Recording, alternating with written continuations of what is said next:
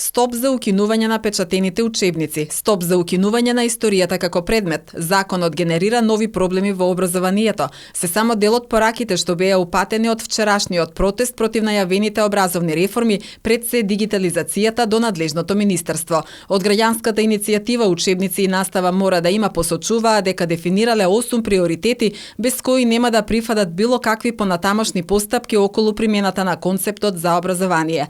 Учесниците на протестот што се одржа на градскиот плоштад, како што велат, не се против реформите и дигитализацијата на образованието, туку се против начинот на кој тие се носат по скратена постапка. Имаме конкретни барања, пред се изразени како револт против наметнатите реформи во образованието, кои се донесени по скратена постапка, со така наречено европско знаменце, без да биде детално запознаена јавноста и да се почитува мислењето на релевантните фактори, институции, професори, родители. Хартиени учебници задолжително да останат во употреба за сите оделенија. Да се исклучи сеопфатно родово сензитивно образование во основното образование.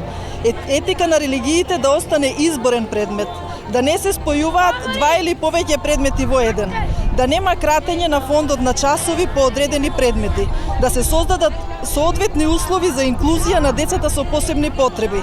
Да се креираат протоколи за одржување на настава во услови на пандемија и задолжително учество на представници и стручни лица од граѓанската иницијатива во работните групи за реформи во образованието. Ова е втор мирен протест во Куманово во организација на граѓанската иницијатива Учебници и настава мора да има. Протести се одржаа и во другите градови.